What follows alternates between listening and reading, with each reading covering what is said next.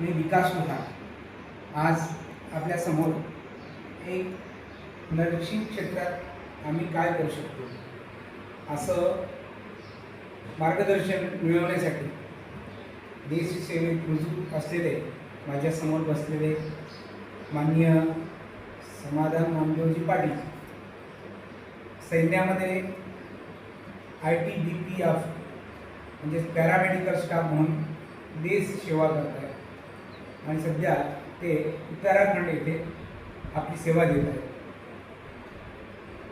Sir तसे पाचोऱ्या तालुक्यातीलच बदलचे गावचे आणि नर्सिंगच्या शिक्षणाचा सैन्यामध्ये काय उपयोग असं त्यांच्याकडून आपण ऐकणार. सर आपण जय हिंद. जय हिंद सर. आपण पॅरामेडिकल स्टाफ म्हणून आहात सैन्यामध्ये. तर पॅरामेडिकल स्टाफमध्ये आपण भरती जेव्हा झाला तर कसे त्याच्यात सिलेक्शन कसं झालं आपलं? जय हिंद सर. माझं नाव समाधान नामदेव पाटील. मी राहणार बदरके, आता प्रॉपर पाचोऱ्याला राहणार आहे. सर मी पॅरामेडिकल स्टाफमध्ये 2007 रोजी भरती झालो. तर माझं 12वी सायन्स झालेलं होतं त्यावेळेस. पण आमच्या वेळेस काय होतं सर, तेव्हा इतका स्कोप नव्हता जसं नर्सिंगला. आता आम्ही जेव्हा भरती झालो तेव्हा 12वी बेसच्या याच्यावर भरती झालो. म्हणजे त्यावेळेस नर्सिंगचे विद्यार्थी भेटत नव्हते सर. हां, भेटत नव्हते आणि एवढी माहीत दिली नव्हती कोणाला की नर्सिंगला काय स्कोप आहे असं. तर जसं 12वी सायन्स नंतर मग आम्ही तिथं भरती झालो. पण आता सर एवढा स्कोप झाला नर्सिंगला.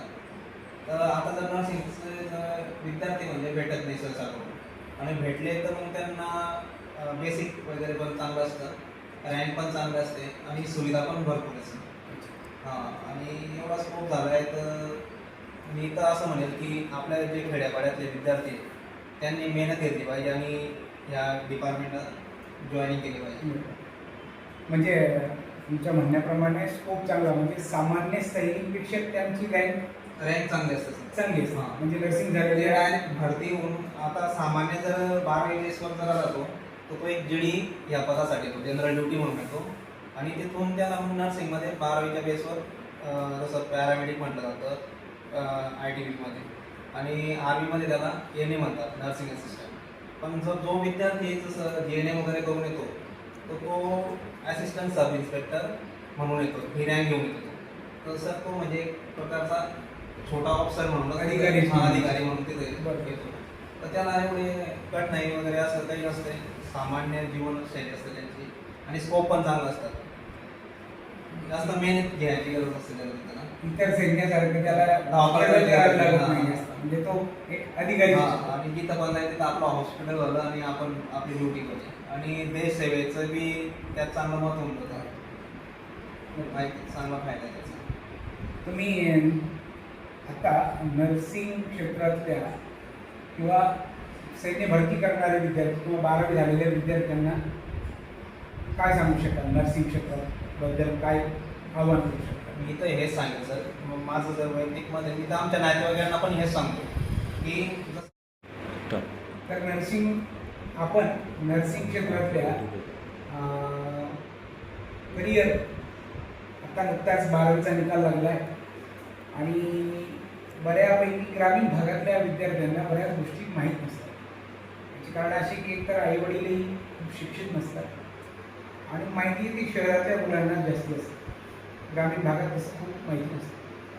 म्हणून नर्सिंग, तुम्ही पॅरामेडिकलमध्ये आहातच म्हणून नर्सिंग क्षेत्रात करिअर काय आहे, तुम्ही काय सांगू शकाल त्या विद्यार्थ्यांना? माझं तर वैयक्तिक मत घ्यायचं सर, इतर क्षेत्रापेक्षा नर्सिंगला चांगला स्कोप आहे आणि खर्च पण कमी खर्चात त्याचं ते पूर्ण शिक्षण होऊन जातं.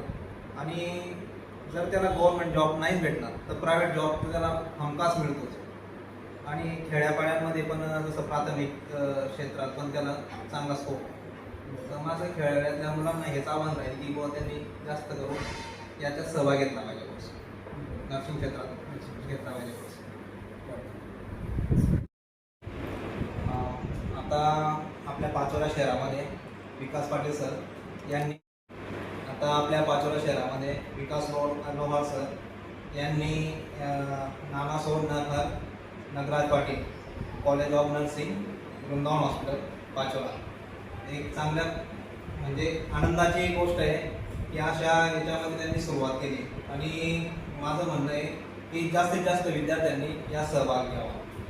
एक देशसेवेसोबत आणि आर्थिक याच्यात मी बघितलं तर चांगला स्कोप येणार।